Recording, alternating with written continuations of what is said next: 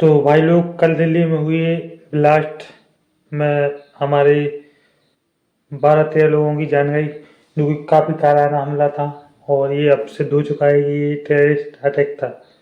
तो सबसे पहले उन के परिवार वालों को ईश्वर शक्ति दे कि वो इस मुसीबत की घड़ी में वो अपने आप को संभाल सकें। और जो हमारे भाई बंधु पर जो छोटे छोटे बच्चे माता बहनों की डेथ हुई है, तो ईश्वर उनकी आत्मा को शांति दे और ईश्वर अपने चरणों में उनको जो है जगह प्रदान करे।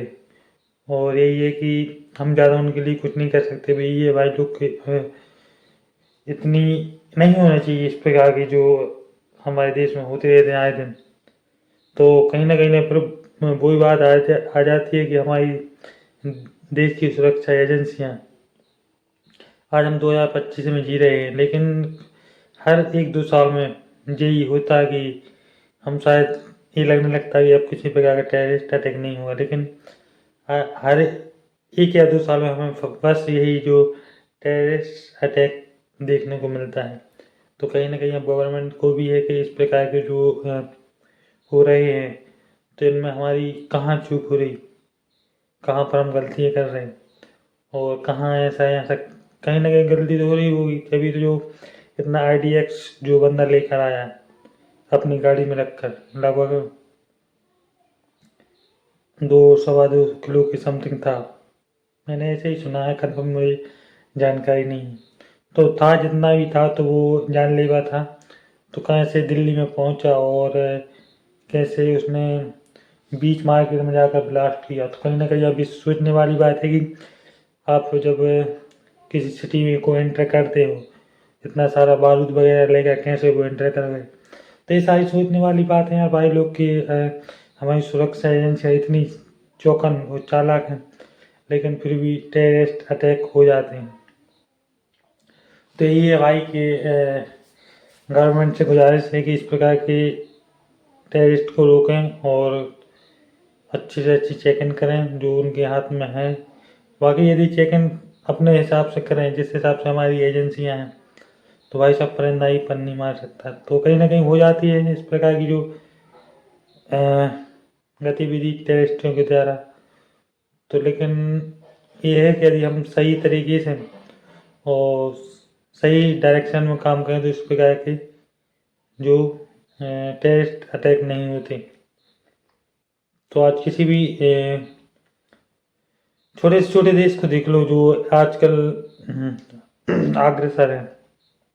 अपने यहाँ दुबई में देख लो, दुबई में इस प्रकार के अटैक नहीं होते क्योंकि उन लोगों को पता है कि आतंकवादियों को भी पता है कि उनके कानून नियम कानून कितने भयानक हैं। तो ये है कि कुछ नियम कानून बनाओ यार, कुछ एजेंसियों को हलचल कराओ यार और एकदम चौकन्नी रहें। आप लोग थोड़ी बहुत डील देते हो तो उसका खामियाजा आम जनता बोली वाले लोगों को भुगतना पड़ता है। तो अब इसको सही तरीके से जांच हो, जिनको जो इसमें दोषी पाए जाए उनको सज़ा मिले। यही हमारी गवर्नमेंट से गुजारिश है। और क्या बोलें यार भाई। बाकी जो हमारे भाई बंधु इसमें शहीद हो गए तो उनको ईश्वर शांति प्रदान करें। तो भाई लोग अब क्रिकेट की बात करते हैं। तो खबर ये है कि रजत पाटीदार रूल्ड आउट हो गए हूँ, रिटायर, शायद उनको कोई चोट आई है तो वो 4 महीने के लिए अब क्रिकेट से दूर हैं। तो हालांकि अभी घरेलू क्रिकेट खेल रहे थे। तो अब ये है कि 4 महीना में अब IPL खेलेंगे या नहीं। तो हालांकि खबरें इतनी चल रही कि अब IPL में शायद RCB के कप्तान और कोई, लेकिन ये है कि जब 4 महीने बाद आ जाएंगे वो, ऐसी कोई दिक्कत वाली बात नहीं है। नवंबर है अभी, नवंबर दिसंबर जनवरी फरवरी मार्च में हो सकता है 1 आध 2 मैच इधर उधर हो, बाकी आराम से वो आ जाएंगे और कैप्टनसी करेंगे। तो ये हो गई रजत पाटीदार की बात। अब संजू और रविंद्र जडेजा, तो ये खबर है कि रविंद्र जडेजा अब राजस्थान रॉयल्स में खेलेंगे और संजू सैमसन चेन्नई में। तो हालांकि इस पे खबर मैंने ही बताई थी, अपने शॉट वगैरह भी डाल दी थी। तो ऐसी कोई कंफर्म अभी जानकारी नहीं है। हालांकि क्रिकबज़ की रिपोर्ट है। तो क्रिकबज़ इस प्रकार की झूठी रिपोर्ट भी नहीं करता। तो लगभग 70 से 80% है कि दोनों की अदला बदली हो जाएगी अब।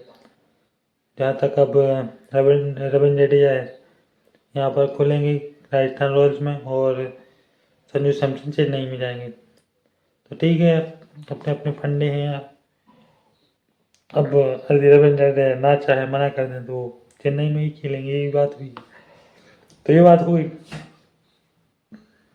अब ये खबर चलाई जा रही कि अब रोहित शर्मा हैदराबाद में जाएंगे।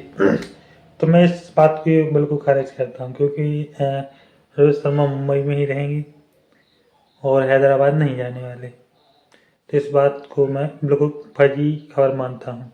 ये खबर फर्जी है। और ये भी है कि अब आरसीबी की टीम सेल पर लगी हुई है। तो हालांकि सोशल मीडिया पे अब खबरें तो बहुत सारी चल रही कि फलाना हो गया, ढकाना हो गया, इसने खरीद लिया, उसने। तो अभी कंफर्म नहीं हुआ कौन किसने इस टीम को खरीदा। हालांकि बिलियंस में इसकी जो बोली लगना है, दोनों टीमों की वुमेन्स भी बिकेगी और मेंस भी बिकेगी। तो देखते हैं कौन लेता है। कोई अरबपति ही लेगा यार है। तो हालांकि नया टीम तो वही रहेगी, सिर्फ मालिक कोई न्यू होगा। हालांकि अपन को मालिक से क्या करना है यार, अपनी टीम अच्छा करें, खेले, ट्रॉफी वगैरह जीते, हम एंजॉय करें, और क्या। तो ये सारी चीज़ें हैं। तो भाई लोग, आज के लिए इतना ही। और हम मैं फिर से उन बेचारे जो दिल्ली में कल, यानी कि कल 10 नवंबर को 6:50 के समथिंग जो ब्लास्ट हुआ। तो काफ़ी, मैं उसको फिर से ये बोलता हूँ, ऐसा नहीं होना चाहिए। और ये है कि हमारी सुरक्षा एजेंसी आप सही डायरेक्शन में काम करें और जल्द से जल्द इस प्रकार के आतंकवादियों को कड़ी शिक्षा दें। यदि हो सके तो फिर से इस प्रकार ऑपरेशन सिंदूर चलाया था। यदि मैं किसी भी इस प्रकार किसी भी प्रकार के कनेक्शन देश से पाए जाते हैं, तो फिर से जो है ऑपरेशन सिंदूर चलाया जाए। Thank you very much. जय हिंद।